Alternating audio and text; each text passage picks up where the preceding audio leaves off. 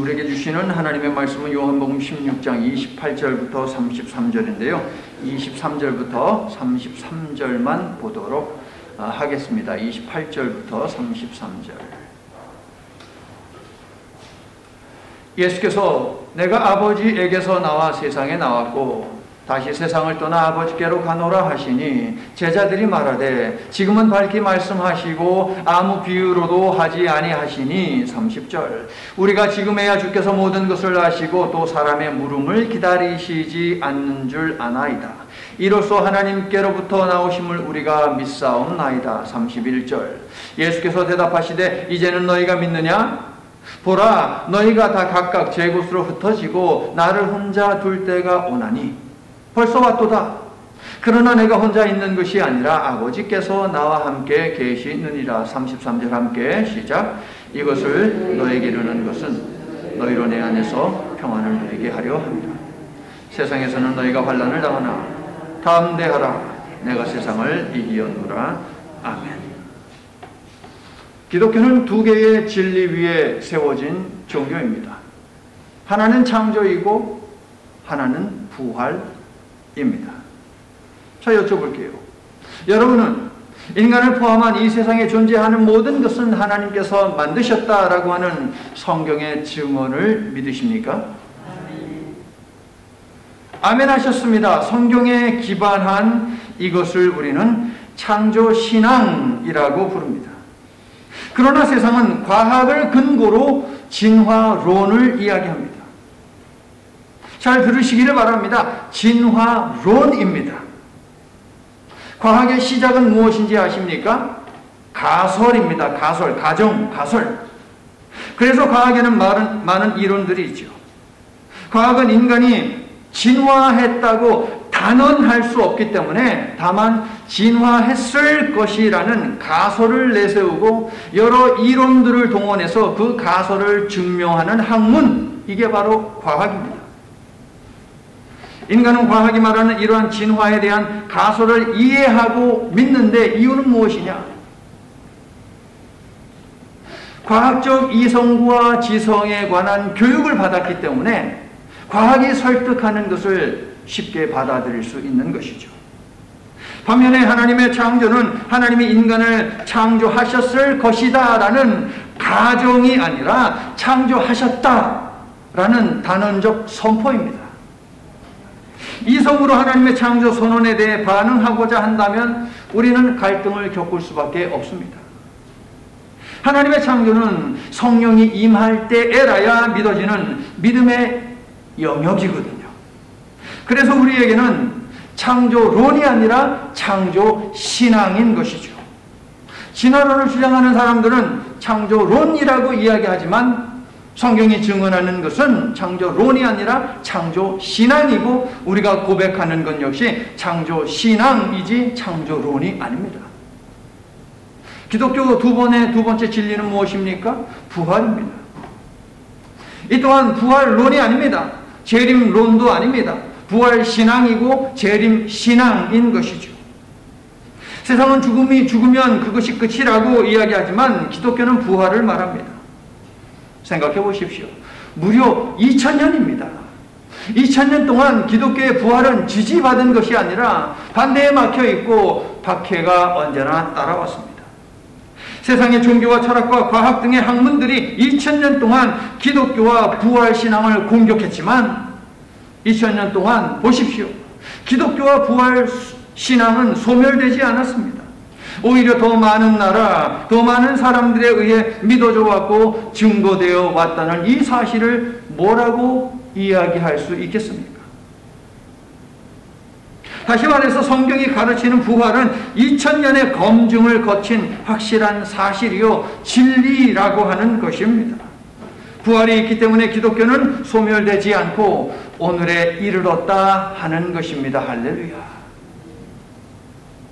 이 세상에 존재하는 철학과 사상과 종교와 과학 중에 부활을 말하는 것은 없습니다. 회생이나 윤회를 말하는 것은 있어도 부활을 말하는 종교는 오직 기독교 하나뿐입니다. 어떤 경전도 어떤 법전도 부활에 관한 믿음을 증거하지 않습니다. 오직 성경만이 부활을 가르치고 부활을 증거하죠. 부활장인 고린도전서 15장은 자 이렇게 한번 해보세요. 이렇게 새끼손가락 자 이렇게 자 저하고 약속했어요. 오늘 집에 가셔서 고린도전서 15장 부활장은 읽어보시고 요한복음 11장 25절 26절을 읽어드릴게요. 나는 부활이요 생명이다. 나를 믿는 자는 죽어도 살겠고 무릇 살아서 나를 믿는 자는 영원히 죽지 아니하리라. 예수님은 부활하셨고 우리에게도 부활과 영생을 생명을 약속하셨습니다. 여러분은 부활할 것이고 영생을 누리게 될 것임을 믿으시면 아멘 합시다. 아멘. 우리의 믿음을 나무에 빗댄다면 혹독한 현실에 의해 잠시 흔들릴 수는 있지만 가지의 상처가 날 수도 있지만 그러나 우리의 믿음이 송두리째 뿌리째 뽑히지는 않습니다. 왜냐하면 우리 믿음의 뿌리는 바로 부활이기 때문이에요. 우리가 부활신앙을 가지고 있는 한 폭풍이 불고 짙은 안개가 찾아와서 두려움이 엄습해서 가지가 좀 상처를 입을 수 있지만 완전히 부러져 나가지는 않는다는 것이에요. 여러분. 기독교는 부활 종교이고 성도는 부활 백성인 것입니다. 할렐루야. 자, 그렇다면 기독교 신앙의 정수인 부활은 어떻게 해야 이해할 수 있고 어떻게 해야 믿을 수 있는 것일까요? 18절과 19절은 부활은 이성과 지식과 경험으로 이해할 수 없고 오직 성령이 임해야만 이해할 수 있고 믿을 수 있다라고 이야기하죠. 예수님과 3년 동안 함께했던 제자들조차도 성령을 받지 못했기 때문에 부활에 관한 말씀을 예수님이 하시자 혼돈스러워했고 근심에 휩싸였습니다. 부활은 이처럼 인간의 이성과 상식과 지식과 경험을 당황하게 만들지요. 과학은 용납할 수 없다라고 부활을 거절합니다. 그러나 성령이 임하면 성령이 임할 때 에라야 어떤 일이 벌어지느냐. 부활이 알 것 같기도 하고 모를 것 같기도 하고 그렇게 되지 않아요. 여러분, 성령이 임하면. 또 어떻습니까? 천국이 있는 것 같기도 하고 없는 것 같기도 하고 이런 상태에서 벗어납니다. 구원받은 것 같기도 하고 시범받은 것 같기도 하고 이렇게 헛갈려 하지 않습니다. 성령이 임하면 말이에요.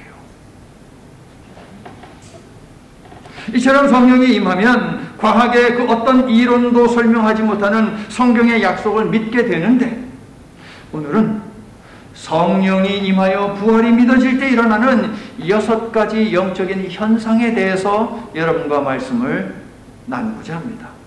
첫 번째, 성령이 임하여 부활신앙이 우리에게 있으면 결코 빼앗기고 싶지 않은 기쁨이 우리 가운데 생깁니다. 부활은 다른 것과 바꿀 수 없는 기쁨이고 누구도 빼앗을 수 없는 기쁨인 것이지요. 동의하시면 아멘 합시다. 20절부터 22절이 바로 이 사실을 증언합니다. 그래서 싱글벙글하며 죽음의 순간에도 평안한 것이죠. 자, 설교 제목에 대한 답이 벌써 나왔어요, 여러분. 싱글벙글 영성의 비결, 그것은 무엇입니까? 부활이에요, 부활신앙. 부활신앙이 바로 싱글벙글하며 기뻐하고 평안해하는 영성의 비결입니다. 여러분, 이스라엘이 떠나온 나라가 어디입니까? 이집트죠. 이집트는 생명의 종교가 아니고 죽음의 종교입니다. 왜요? 돈 있는 사람들이, 권력 있는 사람들이 뭐 합니까? 피라미드 만드느냐고 정신이 없어요. 그 피라미드 속에 안치할 미이라를 만드느냐고 정신이 없습니다. 이처럼 이집트의 종교는 죽음의 종교였습니다. 그렇다면 기독교는 어떻습니까? 예수님이 죽으신 그 무덤은 어땠습니까? 비어 있습니다. 빈 무덤이었습니다. 부활하셨기 때문에 당연히 그 무덤은 비어 있었던 것이죠. 이처럼 기독교는 죽음에서 부활과 영생으로 나아가는 믿음의 체계 위에 세워진 종교인 것입니다. 여러분의 믿음은 죽음에서 생명으로 옮기는 참으로 대단한 믿음인 것이죠. 여러분은 그런 믿음을 가지고 있어요. 그래서 칭찬해 드리고 싶어요. 대단하십니다. 죽음에서 생명으로 이동하는 이런 믿음 갖는 거 쉽지 않아요, 여러분. 일단 이해가 되지 않잖아요. 이해가 되지 않으면 사람은 용납하기가 힘들거든요. 그런데 우리는 이해를 넘어서 그것을 믿고 있는 사람들이니 그 믿음이 얼마나 대단하냐 하는 것입니다. 성도 여러분. 여러분도 조금 있으면 부활의 주인공이 된다는 사실을 믿으십니까? 아멘의 성도는 이 세상을 떠날 때 죽음을 맞이하지 않고 부활 생명을 맞이하게 되니 하나님께 영광의 박수를 올려드립시다.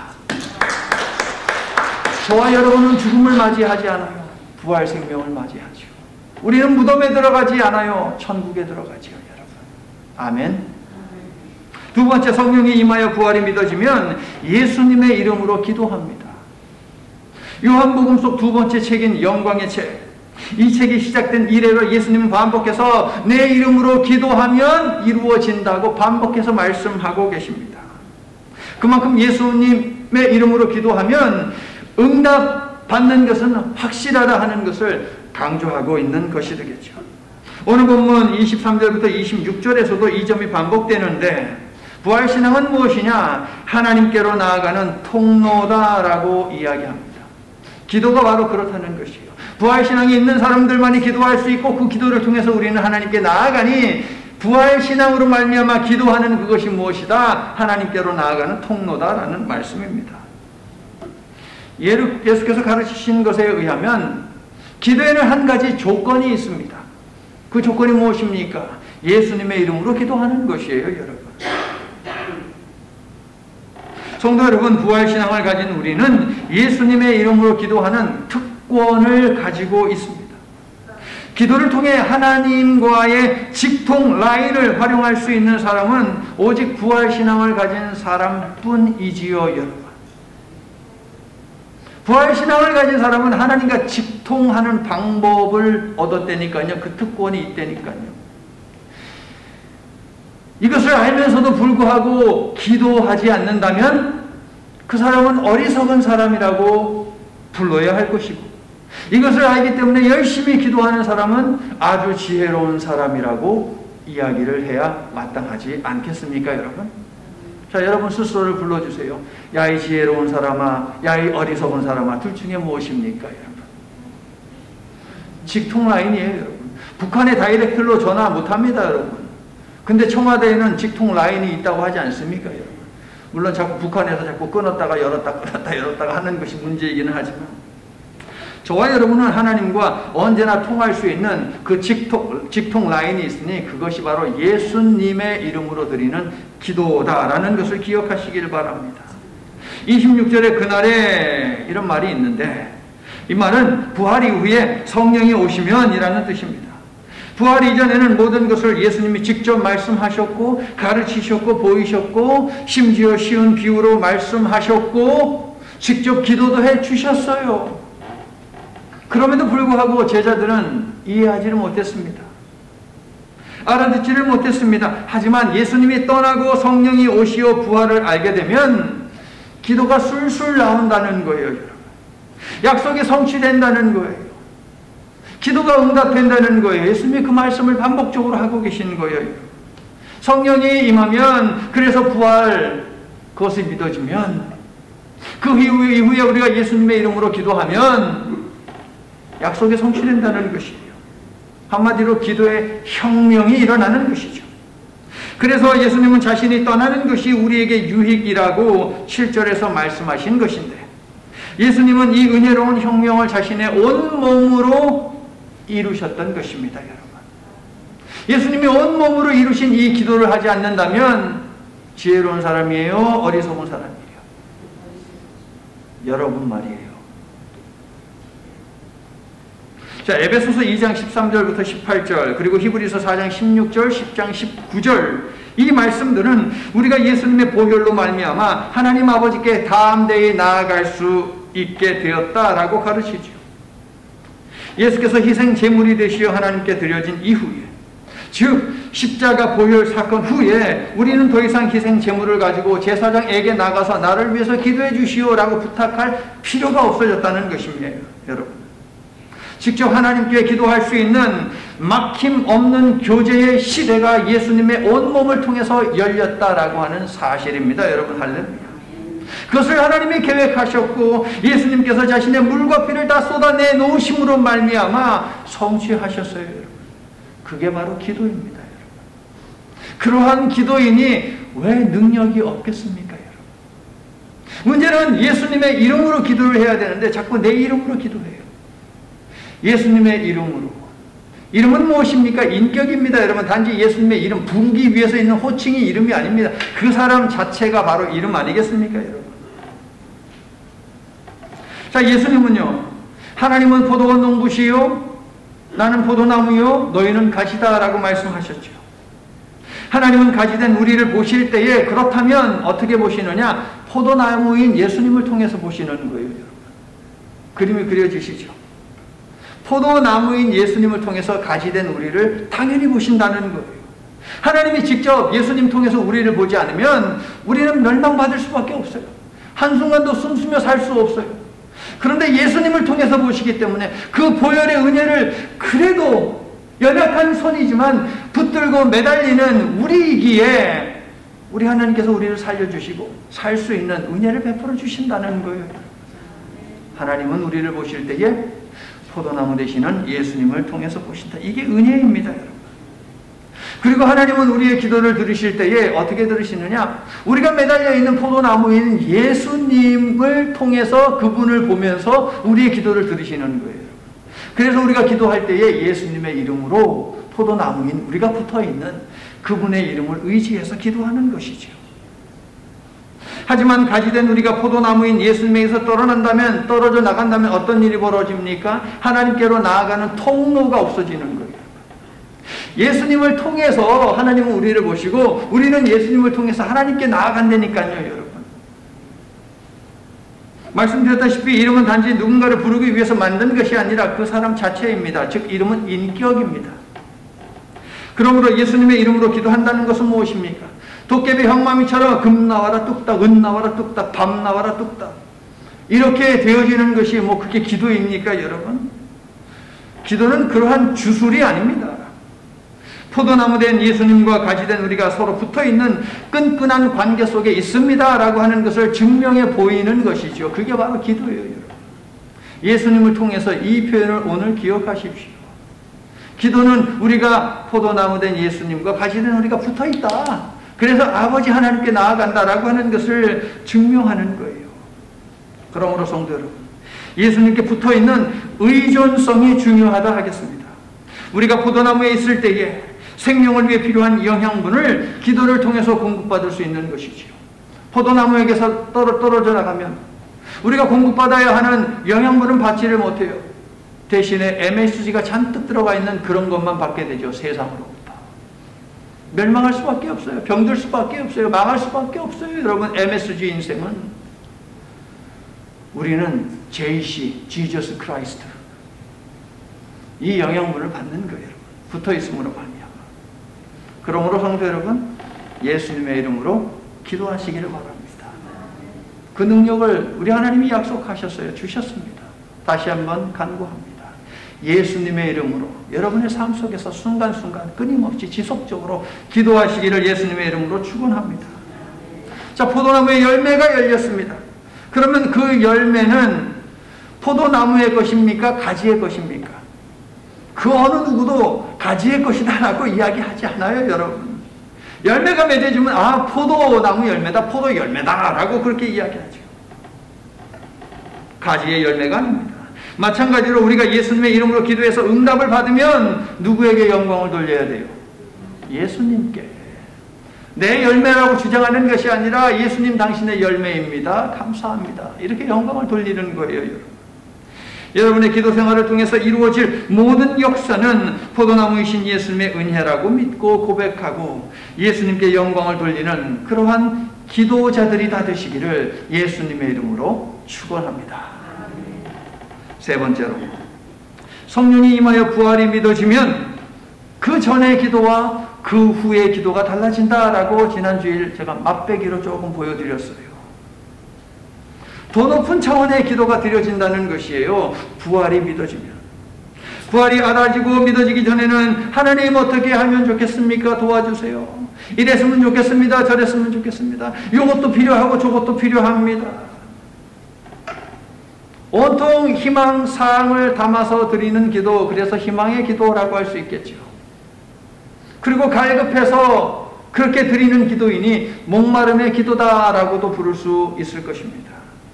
그러나 부활에 대한 그 어떠한 질문이 필요 없을 정도로 부활에 대한 확신이 우리에게 있다면 우리의 기도는 달라져요.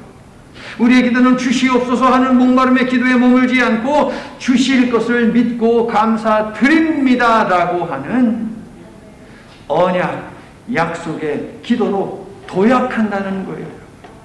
갈급함의 기도가 필요 없다 하지 말라, 그 말이 절대 아닙니다. 그 기도도 소중하고 값집니다. 하지만 거기에서 한 단계 더 나아가서 도약하라는 거예요. 주께서 말씀을 통해 약속하셨으므로 주실 것을 믿고 감사드립니다라고 하는 이 기도 말입니다. 제가 아는 어떤 장로님은 지금은 소천하셨지만 비즈니스를 하시는 분이었어요. 그런데 이분이 정말 큰 공사권을 따내기 위해서 정말 집어넣지 않습니까? 집어넣으면 돼야 돼요. 되면은 이제 수십억, 수백억 이런 것 공사가 이제 따게 되는 것 아닙니까? 그런데 이분만의 신앙의 고백이죠. 예를 들어서 한 50억짜리 공사다라고 하면 하나님 앞에 5억을 떼가지고 미리 11조를 드려요. 주실 줄 믿고 감사드립니다 라고 말해요. 그건 그분의 믿음인 것이죠. 하나님 앞에서. 자, 이처럼 우리가 부활에 대해서 확실히 믿게 되면 우리는 희망의 기도에서 약속의 기도로 도약을 하게 된다. 성도 여러분, 성령이 임하면 부활신앙을 갖게 되고, 그래서 몸부림치고 통곡하던 우리의 기도가 절망에서 희망으로, 슬픔에서 기쁨으로, 근심에서 평안으로, 원망에서 감사로 바뀌게 되는 것입니다, 여러분. 자, 우리의 끝은 부활과 영생으로 확정되어 있지요, 여러분. 아멘. 이 사실을 믿기에, 그래서 신앙 여정은 재방송이다라고 하는 이 사실을 이제는 알기에 우리는 뜨거운 돌밭, 따가운 가시밭이 비록 아프지만 그럼에도 불구하고 모든 상황 속에서 주를 찬양하고, 우리가 오늘 찬양 불렀죠. 그리고 고난 중에도 나는 노래해, 고난 중에도 노래합니다. 세상 사람들은 이 놀라운 신비를 몰라요.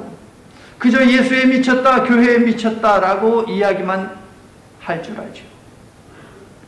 그러나 우리는 미친 것이 아니라 성령 받은 것이고 성령에 충만한 것입니다. 여러분, 할렐루야. 나는 여러분이 성령 충만해서 부활과 영생을 확신하고 소망 중에 기도하는 싱글벙글 영성을 소유하시기를 예수님의 이름으로 축원합니다. 네 번째, 성령이 임하여 부활신앙이 생기면 예수님은 삼위일체 하나님이다 라는 사실을 알게 됩니다. 27절, 28절이 이 사실을 증언합니다. 예수님은 하나님께로부터 왔고 하나님의 일을 했으며, 그리고 죽었으나 다시 살아나서 하나님 아버지께로 돌아갔고 보혜사의 모습으로 오늘날 우리와 함께 하신다라는 삼위일체 신앙을 언제 갖게 되느냐? 성령이 임할 때예요, 여러분. 성령이 임하여 부활이 믿어질 때에 삼위일체 신앙도 우리가 가질 수 있다는 것이에요. 이처럼 부활은 무엇입니까? 삼위일체도 깨우쳐 믿게 하는 영적 깨달음의 통로인 것이죠. 영적 깨달음의 통로, 이것이 기도입니다. 여러분은 각각의 시대 속에서 우리를 구원하여 새 생명으로 살게 하려고 일하신 성부 하나님과 성자 예수님과 성령 하나님이 한 분이심을 믿으십니까? 아멘 했으니 여러분에게도 부활신앙이 분명 있습니다, 여러분. 자, 다섯 번째로 성령이 임하여 부활이 믿어지면 이번에는 미래가 보입니다. 그리고 천국도 보입니다. 현대인의 문제가 무엇입니까? 과거도 있고 현재도 있는데 미래가 없다는 거예요, 여러분. 과거와 현재에 얽매여 늘 괴로워합니다. 제자들도 그랬어요. 그런데 29절과 30절을 보면 드디어 제자들은 깨달았고 알게 되었다라고 29절과 30절이 우리들에게 알려주지요, 여러분. 제자들이 말하되 지금은 밝히 말씀하시고 아무 비유로도 하지 아니하시니 우리가 지금 해야 주께서 모든 것을 아시고 또 사람의 물음을 기다리지 아니하시는 줄 아나이다. 이로써 하나님께로부터 나오심을 우리가 뭐래요? 믿사옵나이다. 부활이 믿어지니 미래가 뚫리고 영생이 보이는 것이에요. 나는 부활이요 생명이니 나를 믿는 자는 죽어도 살겠고 살아서 믿는 자는 영원히 죽지 아니하리니 네가 이것을 믿느냐라고 마르다에게 예수님이 물으셨죠. 여러분도 믿으세요? 부활이 있으면 이처럼 미래가 보이는 거예요. 또한 천국도 보이죠. 여러분, 너희는 마음에 근심하지 말라. 하나님을 믿으니 곧 나를 믿으라. 나의 아버지 집에는 머물 곳이 많다. 내 아버지 집 천국에는 머물 곳이 많대요. 천국도 보이는 거예요. 여러분, 할렐루야. 못 보면 불안하고 보면 안심이 되는 것이 인지상정이죠. 부활사건은 우리로 하여금 미래를 보게 하니 우리에게 평안을 주는 위대한 능력, 그것은 무엇이냐? 바로 부활신앙인 것입니다. 이 부활신앙 덕분에 천국이 보이고 미래가 보이며 신앙인의 인생은 재방송임을 알게 됩니다. 그래서 나라의 미래, 사업의 미래, 가정과 자녀와 내 인생의 미래도 모두 하나님의 손에 있음을 깨닫게 되지요. 그래서 감사로 믿음의 기도를 드리며 평강을 누리게 되는 것입니다. 부활신앙이 얼마나 중요한지 아시겠죠? 성령 받는 것이 얼마나 중요한지 아시겠죠, 여러분? 성도 여러분, 병들어도 망해도 실패해도 걱정하지 마십시오. 부활을 믿는 여러분에게는 확실한 미래가 보장되어 있으니 두려워하지 마시기를 예수님의 이름으로 축원합니다. 자, 끝으로 성령이 임하여 부활이 믿어지면 궁극적 승리를 보장받습니다. 33절을 보세요. 담대하라, 내가 세상을 이기었노라. 33절은 그리스도인들에게 아주 유명한 말씀이고 힘이 되는 말씀입니다. 이 구절은 성도의 승리는 이미 확정된 것, 재방송이라는 사실을 담고 있습니다. 그런데 이 말씀에 앞서 예수님은 두 개의 사건을 암시를 하시죠. 첫 번째, 어떤 사건입니까? 32절을 보세요. 제자들은 예수님을 떠날 것입니다. 부활을 봐도 너희는 나를 떠날 것이다. 그러나 나는 하나님 아버지와 함께 있을 것이다. 예수님 말씀하시죠. 성도 여러분, 인생은 모두 떠납니다. 전학을 하면 학교를 떠나야 합니다. 졸업을 하면 학교를 떠나야 합니다. 이사를 하면 동네를, 이웃을 떠나야 합니다. 이직하면 직장을 옮겨야 합니다. 결혼하면 집을 떠납니다. 죽으면 세상을 떠납니다. 그러므로 우리는 언제나 떠날 준비가 되어 있어야 한다는 거예요, 여러분. 그게 현명하지요. 함께 생활하던 가족이나 친구가 멀리 떠날 때 우리는 견딜 수 없는 아픔을 느낍니다. 사별의 경우는 더더욱이 그렇죠. 그러나 성도 여러분, 사랑하는 사람이 언제 어디로 떠나든 하나님은 우리와 함께 계심을 믿고 우리의 영원한 안보시요 영원한 동행자이신 하나님으로 인해 살아갈 힘을 얻으시기를 예수님의 이름으로 간절히 축원합니다. 자, 암시하시는 두 번째 사건은 무엇입니까? 33절에 있는데요. 예수님이 떠난 세상에서 제자들은 환난을 당한다라는 것입니다. 과거 제자들의 조상, 그 히브리인들, 그들은 이집트의 노예로 살면서 신음했습니다. 부르짖었습니다. 그리고 하나님의 응답을 끌어냈지요. 지긋지긋한 애굽을 탈출해서 드디어 자유민이 되었습니다. 이처럼 모든 것이 순조롭게 그리고 능력 가운데 진행이 되었으니 편안하고 풍요롭고 안전한 삶, 배부르고 여유로운 웃음 가득한 삶이 펼쳐질 것을 그들은 분명 기대를 했을 것입니다. 그런데 출애굽의 그 놀라운 능력을 체험한 이후에, 자유민이 된 이후에 그들을 기다린 것은 무엇이었습니까? 광야였습니다. 가나안 젖과 꿀이 흐르는 축복의 땅에 들어가 그들이 기대한 모든 것을 누리기에 앞서 그들은 반드시 광야를 통과해야만 했습니다. 그들은 더 이상 이집트의 노예는 아니었지만 여전히 죄의 노예였기 때문에 그들의 영적인 상태를 점검하고 바로 잡아야 하는 시간이 필요했고, 하나님은 광야를 그 공간으로, 장소로 정하셨던 것입니다. 가나안은 환난과 고난의 광야를 통과하면서 자신의 영적 상태를 깨달은 후에야 들어갈 수 있는 땅인 것이죠. 성도 여러분, 우리가 예수님을 믿고 성령 받고 그 다음에 부활신앙을 가졌다라고 해서 그 다음에 이어지는 삶 속에 시련이 없는 것은 아닙니다. 하지만 부활신앙인들은 부활의 주요 또 온전케 하시는 예수께서 주신 말씀을 힘입어 막막함과 두려움을 이기며 담담하고 담대한 마음으로 광야를 통과해가는 사람들이죠. 자, 이제 여러분 33절을 읽어주세요. 시작.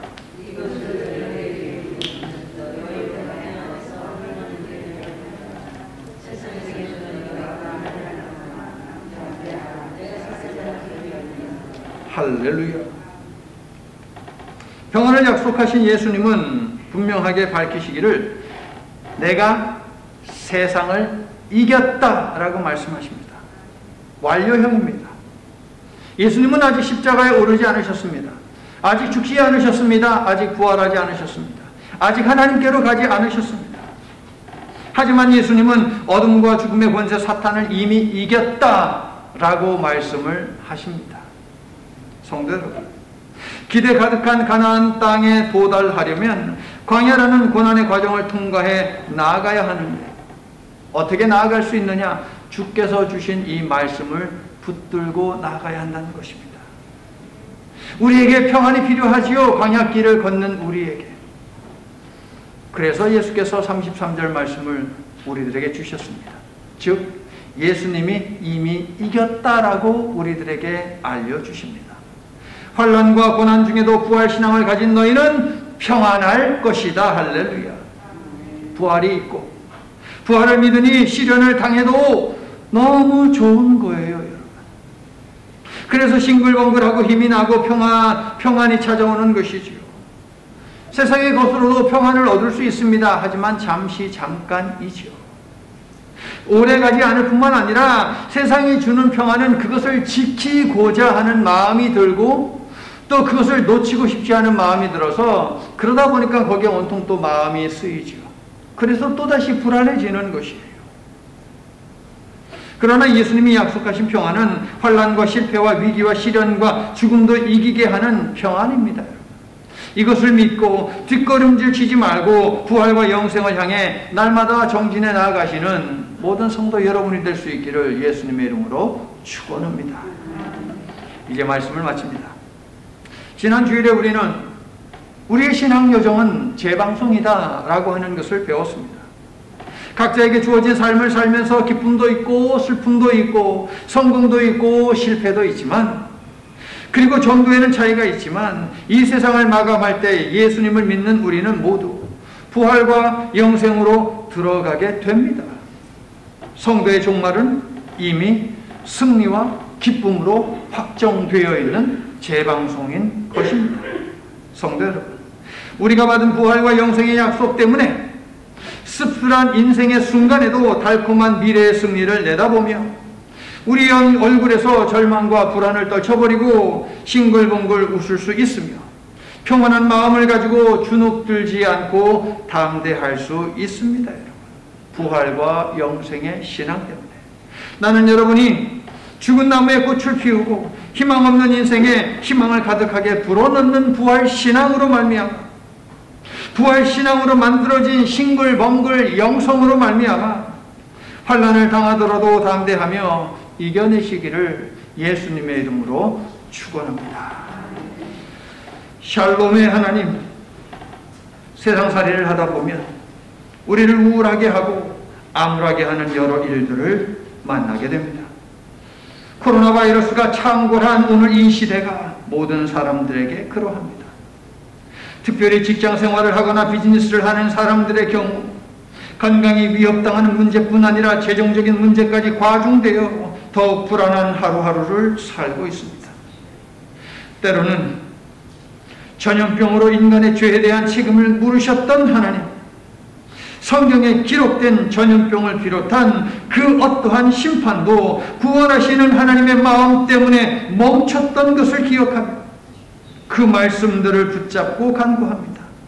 이제 이 바이러스를 거둬가 주시옵소서. 코로나 바이러스가 하나님의 심판의 도구이든 인간의 욕심과 무지가 만들어낸 소산이든 오직 하나님만이 하실 수 있사오니 하나님 이제는 없애 주시옵소서. 우리의 연약함으로 여전히 목마름의 기도를 드리고 있지만 우리에게 부활 신앙을 주셨기에 우리는 혼돈과 어둠의 시간을 보내면서도 좌절하지 않고 하나님 예배하기를 포기하지 않고 싱글벙글하며 이처럼 두 손 모아 기도합니다. 우리는 부활과 영생으로 나아가고 있다는 믿음을 주셔서 감사합니다. 예수께서 우리를 위해 어둠의 권세를 정복하셨고 우리의 승리도 약속하셨으니 당차게 그리고 기뻐하며 신앙의 경주를 완주하도록 함께해 주실 줄로 믿고 감사하며 예수님 이름으로 기도드립니다. 아멘.